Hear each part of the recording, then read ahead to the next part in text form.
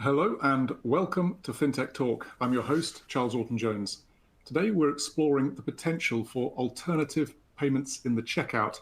We know that merchants today are spoiled for choice for payment methods to offer their customers.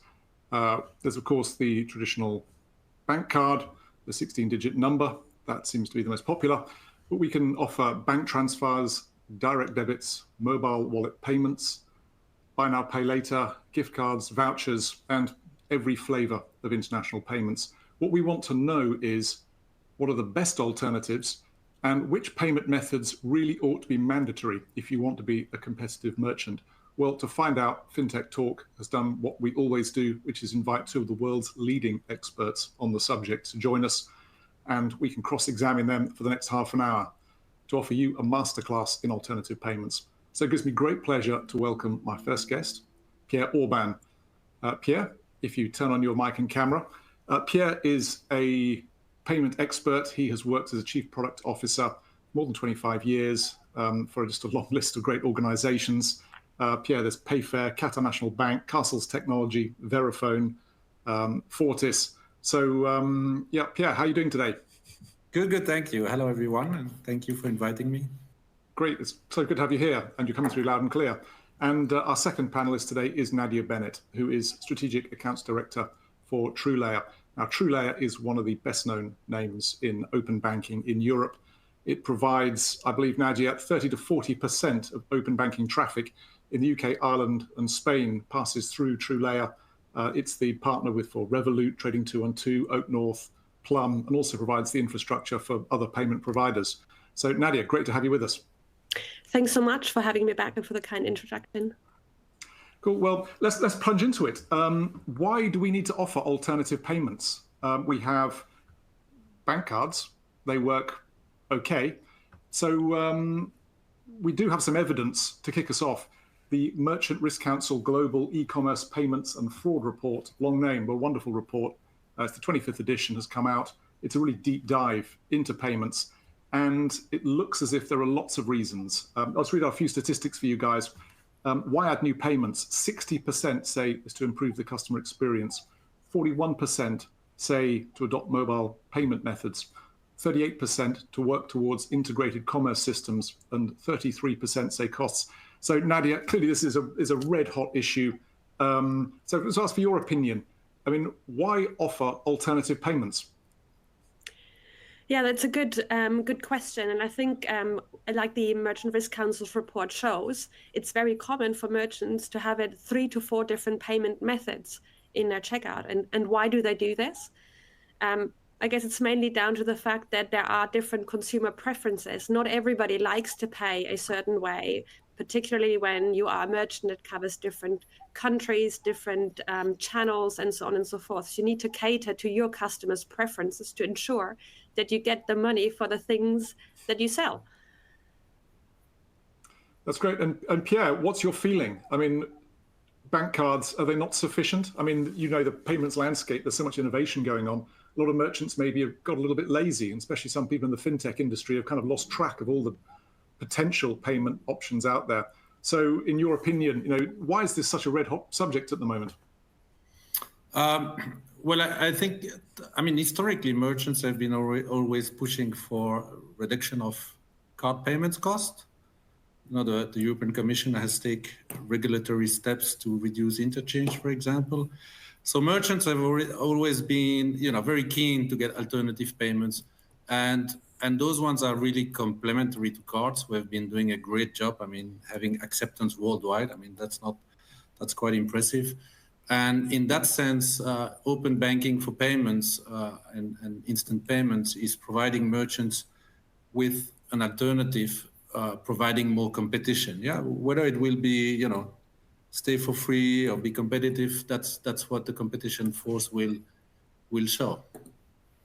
It's a great question. And perhaps we could ask our audience, we're going to be a little bit interactive today and throw some polls your way.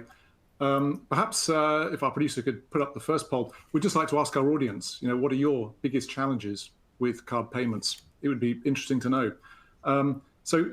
Yeah, Pierre, just perhaps you could just map out some of the popular alternatives for us. I mean, everyone knows about, you know, bank cards, but what else is there out there? Well, what started to emerge and mainly on e-commerce, right? That's where the new payments are generally emerging, because it's a bit easier than on physical point of sales. Obviously, you have QR code payments that are enabling those instant payment, open banking payments, and then you have alternative payments or complementary services like embedded finance in there, which are all fostering the increase of sales on e-commerce merchants. And I think Nadia will maybe talk about the customer segmentation and some of the difference between the generations that is driving the need for those additional payments.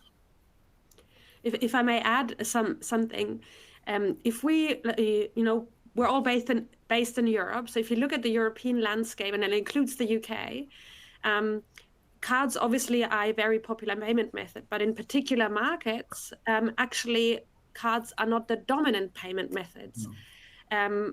You have Ideal in the Netherlands, which is an account-to-account payment method, Twind in Switzerland, you have got Swish in Sweden, and all sorts of account-to-account payment methods that have gained popularity over the years. In the UK, you do have other forms of payments, not just cards. You have, of course, PayPal, you have Apple Pay, you have buy now, pay later option, but the reality is that in the background, these options are all powered by card payments. So ultimately, that comes with cost. And there is no real instant payment method available in the UK that runs outside of card rails.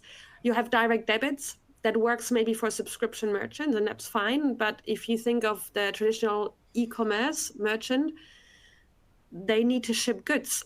People expect next day delivery. You can't wait 3 days for something to be settled.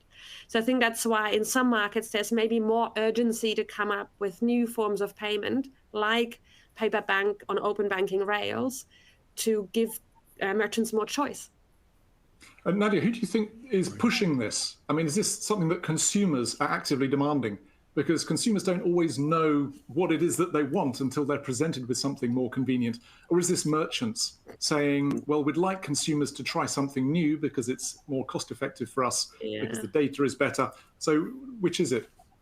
I love that question, because we always get asked the chicken and egg of adoption, right? And the reality is, like, Pierre, Charles, you and we like in the deep weeds of payments, and we think about it all the time, but the general customer don't really care. They also didn't ask about contactless payments or Apple Pay, and they do use it, right? You put it in front of them. If it works, they'll use it. And I guess it's a question like, is the consumer ready for this payment method? And I think they are.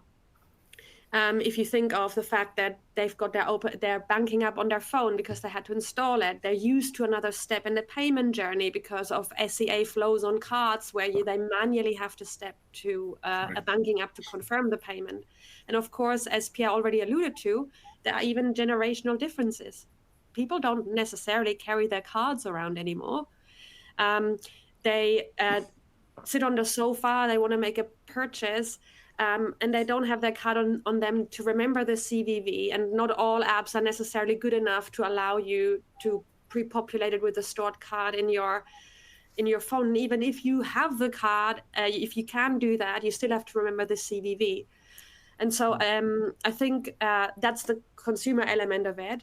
And on the merchant side, personally, I'm more on the merchants need to drive the adoption more than consumers, because the consumer just can adopt something that isn't in the checkout, and the merchants know now what the benefits are in terms of lower cost, faster access to the funds, lower fraud and chargebacks, and actually like kind of owning their own payments in a way that they can use all those savings to incentivize the consumers to come back to them.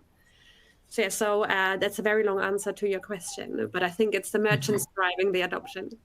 It's a great answer. And Pierre, I wonder whether you've worked for a number of different organizations, you have great exposure to the market, whether you feel merchants are maybe a little overwhelmed by the number of choices, because they could, in theory, just keep adding more and more options, especially if they start considering international payments. Some more esoteric, I don't know, Chinese payment methods you could theoretically add, as some London retailers are keen to try. What's your feeling? Do you think merchants understand the options before them? Well, no, you're right. They would love to have only one single payment option if it was widely adopted and providing all the KPIs like acceptance, authorization rate, and no decline and no fraud. On the other hand, merchants are very keen on capturing additional market segments. So you're talking about Chinese payments. So in some market, it's obviously key to have those ones. Now, I think by today, if you take debit cards, credit cards, the different flavors you have in Europe, because you still have a lot of flavors, although they start to be all well co-branded with MasterCard debit, Visa debit, for example, that start to make it quite easy, although we don't have to forget the brand awareness of consumers. They don't see the co-branding or co-badging, whatever. They only remember their local brand. Now, when it comes to open payments, I think, like Nadia was saying, you have different local flavor. Yeah, you have Ideal, you have the Swiss one. That's kind of a challenge for merchants. I mean, on e-commerce, you want to go global. You accept different brands depending on payment method, depending on the region. But Europe is supposed to be one domestic market, and on account to account, everybody's developing in its corner its own solution.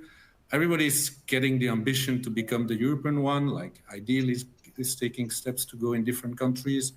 And then you have the EPI initiative, which is trying to develop one scheme for Europe. So I think I mean, I don't have a view on the future. I think the ones who is getting the strongest investment base, I mean, in terms of, fueling the expansion with investors backing to go to speed is going to want to win, because consumers are not going to, to adhere to multiple ones, or you have to have interoperability, but that's complicated as well, I think. So I think that's the challenge on open banking payments. Maybe Nadia, you have another view. I have a view. I think one of the things that is worth probably remembering is why open banking was conjured up in the first place, right? It was to be a true EU homegrown alternative to card rails that are from US companies, that works easily across the market. And at that point, it included the UK. Now, you're absolutely right. Like, there are local flavors of account to account that are very well known in their local markets. And some of them are trying to expand now into other markets, like you mentioned EPI and Wero. I think there's also something brewing in the south of Europe with Bizum and Satispay. But the reality is that the only instant account-to-account payment method that will be mandated and regulated through the EU and the European Commission is open banking powered account-to-account payments. As we know, PSD3 and PSR are on the horizon. We know that they're pulling the vast majority of PSD2 rules into regulation now, which means that they have to apply homogeneously across all of the member states, no room for interpretation anymore. And potential fines if they will not be implemented, which means that we will achieve greater API availability, maturity, and capabilities that then powers better UX. And that will be pan-EU. The other localized initiatives, my humble opinion is that I don't think they'll be able to get the attention of the banks to actually do it, because the regulator can enforce fines for not doing PSR, whereas the other ones are more voluntary. And it tends to be the same people in the banks that deal with this stuff. So they'll be busy implementing PSR. That's just my opinion. So if I were a merchant, I'd also be like very confused about where I should put my investment in an instant account-to-account payment method, which, as we can see here from the poll results, is one that addresses a lot of these issues with cards in terms of fees and costs, chargebacks and fraud. And it provides instant refunds versus cards where it could take several days until it goes back to the consumer. And with this upcoming regulation, open banking powered paper bank will be the only one that will be applicable and available across the whole of the EU. And the UK is in a way a step ahead already anyway, because back when PSD2 was created, the way that the FCA enforced it was through a mandate for the 9 biggest banks. So this is why in the UK, they're a little bit ahead of continental Europe when it comes to adoption and actually also user experience. That's a really full answer. Perhaps we could just throw a poll again to our audience, whether you guys are planning on adding pay by bank, open banking payments, just so we get a feel for what our audience are doing. And Pierre, perhaps we could just discuss the merits of all of these. I mean, PayPal's been around forever, but the fees, my goodness, that's a great business model. When they're able to, scoop off, what is it, 2 or 3%. I mean, yeah.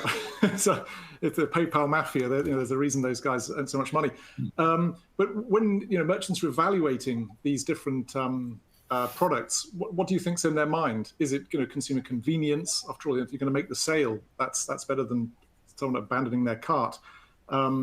Is it costs? Is it the data they can receive? Is it fraud? Or is it just a complex matrix of all of these things, which suddenly makes this into an extremely complicated discussion? Well, if we look at the report, I mean, and I like your example of PayPal. I mean, one of the first metrics for merchants is sales. So one additional sales, if it costs 3%, it's actually nothing to do an additional sale. Yeah, that's one way to look at it, and I know PayPal can explain it very well to their merchants.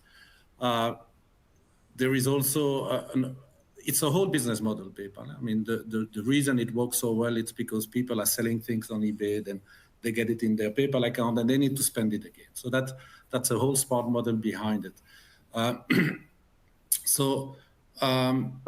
Of course, important is cost. I mean, it's number 3 in the report. You want to make sure there is no decline, and typically, merchants, especially the bigger they become, cost is high on the agenda, especially for payments. I mean, it should be for free. That's generally the way a lot of the big merchants will look at it. Now, to come back to the point of how to explain to consumer why they should use it or what is the advantage, I think I mean, I have an experience here. I'm living in Belgium. We have account-to-account payment with QR code. You can receive money. You can send money, I mean, face-to-face. Can go to the doctor and use it. When people see this kind of payment emerging, I can tell you it's getting spread by itself. I mean, it's so easy, so convenient, and also it allows smaller merchants. I mean, if you take doctors or I don't know, other merchants or professionals, it allows them also to work without a terminal, which has a cost. So, and those ones, are quite spread as well. I mean, you don't maybe go to the doctor every day, but you meet some very small merchant individual quite regularly. So people get to learn it. And when it will go to larger merchants, I mean, people are getting used to it. Why? Because another point I'd like to add, very important in any service, I always take the approach that consumer is lazy. So if you get things, onboarding is complicated, but that's a very simple basis to take when you innovate. So when onboarding is complicated, even if it takes you 2 minutes, it's too much. So like Nadia was saying, everybody has its banking app on its phone. And when you see those, I mean, it's QR based, but it could be something else. I mean, it's only one technology. But when you can leverage things that consumer have already onboarded to, and banking is something they have to do to look at their account, then it gets really, really frictionless because you don't have to set up anything. You just have to know it exists. That's it. You don't have to put, like Nadia was saying, bank account number, CVV, and all those kinds. So I think that are the key elements behind it. Yeah. That's great. I mean, personally, I love the kind of open banking payment method because I've used it and I can see the experience. We have a great question actually from one of our viewers, Patricia Estrada. Thank you for the question. Nadia, for you maybe, to what extent do consumers understand the advantages of instant bank payments as a payment alternative?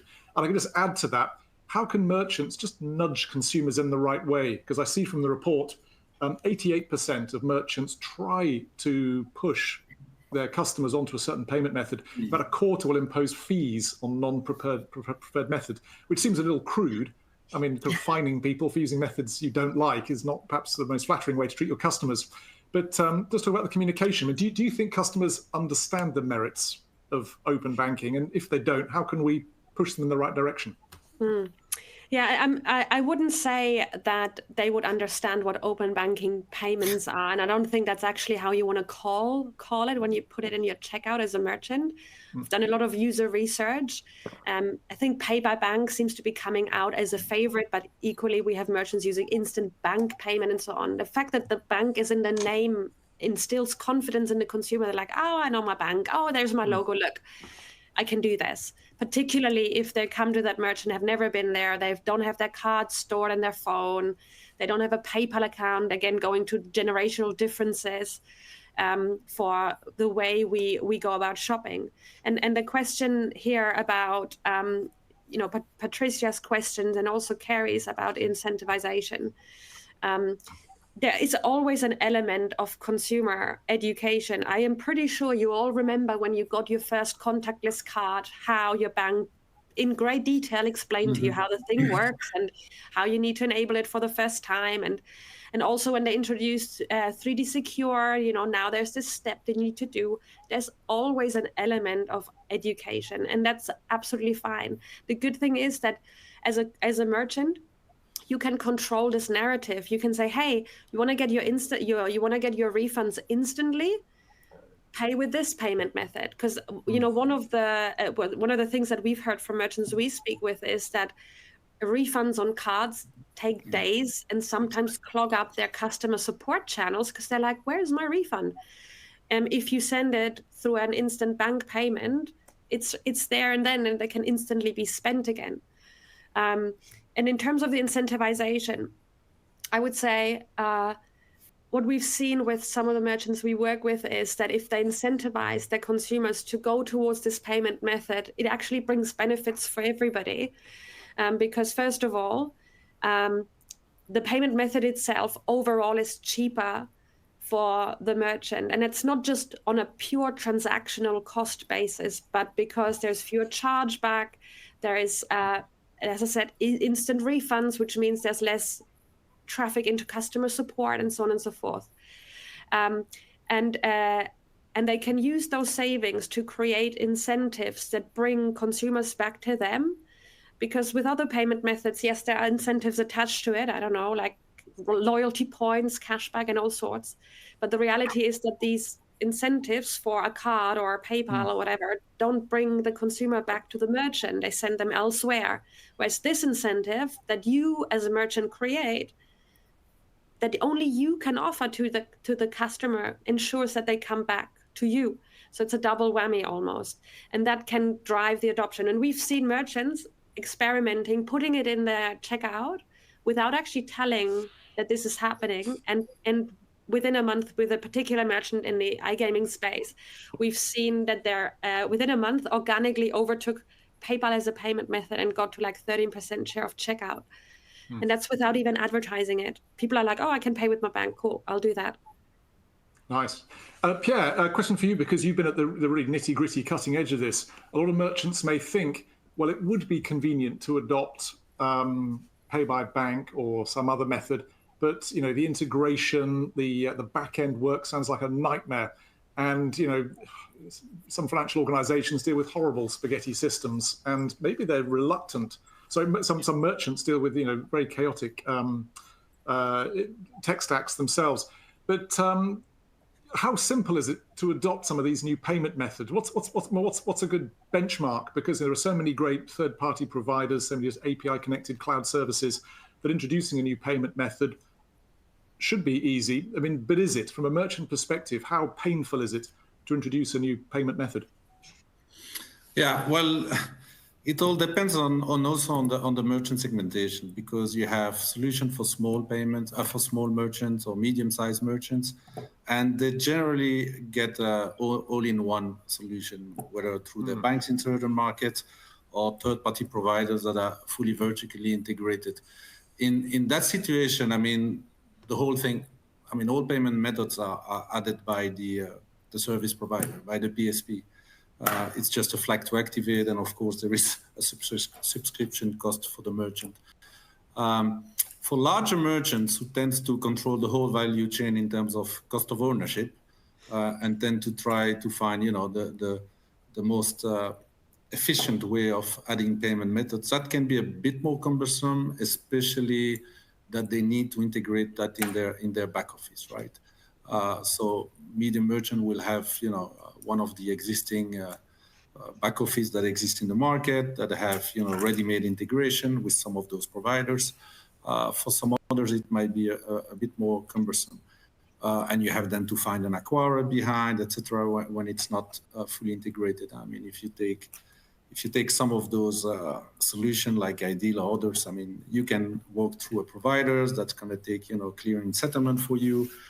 They're playing the super merchant role, or you have to go direct, and that's very cumbersome. I mean, you have to start opening a bank account as a merchant in one of those countries. That's not easy with KYC and all this. So that's a bit the challenge. And I think the more we will have solutions that are seamless to integrate and easy, and I think Pay by Bank is probably one, because when I see what players like TrueLayer are doing, I mean, basically take out a number of players in the value chain, allowing directly bank-to-bank payments. And that's, I think, one of the value for merchants when it is well established. I still have a question on that. There is, Pay by Bank buttons. As I was saying, they are not necessarily, you know, covering many countries or at once, I mean, unless, I don't know, maybe Nadia can talk about it. And I think they might need, I mean, there are two things. Either we will need a scheme to adhere to, and you know, whatever the rails are used, or we will have to have, like I was saying earlier, players that goes fast enough, invest fast enough to grow geographically so that they become by default the scheme. I mean, an example is PayPal if you want, but they could be the PayPal-like of Pay by Bank. You know? So maybe these are the ambition of TrueLayer. Nadia. Certainly. We want to change how the world pays, right? It's our... You have there, or maybe 2/3 of it.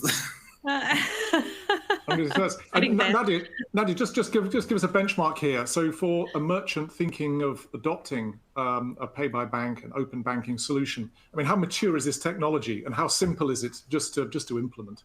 I mean, you know, there's the great phrase here in technology, and it just works. Is the technology there yet where merchants can just, you know, integrate simply into almost any kind of shopping cart and integrate with their back end? Mm-hmm. What are we talking? 1 day, 1 month, 1 year? What's the kind of workload involved in adopting this new payment technology? Yeah. I mean, 1 day is realistic for smaller merchants, like Pierre says, that use a plugin that we have with Shopify or with WooCommerce or Magento or Adobe Commerce. Absolutely possible, because the work's been done. Or if they work with us through one of the PSP partners that we work with, like Stripe, for example, that's also possible. But like Pierre said, larger merchants, enterprise merchants that I tend to deal with, they actually prefer to be more in control of the whole journey. They create their own orchestration platforms now to not be dependent on a single provider anymore in case something goes down. And so they build direct API integrations with us. But even if they directly integrate with us, we can still make it easier for them by providing the relevant libraries or SDKs or even embedded pages for them if they want to. Fantastic. We have one question from the audience I just thought I'd ask, is about regulation, you know, that dread word that always enters every conversation in banking. We have a question: what considerations need to be taken into account when implementing instant bank payments? I mean, naturally, it's all pretty mature, isn't it? I mean, the regulations are all fairly clear. No worries or obstacles there? No, for a merchant, no. We are, as a provider, we are the regulated entity under the FCA in the UK or the Central Bank of Ireland in Ireland for our EU license. So there's nothing they need to worry about from a regulatory perspective.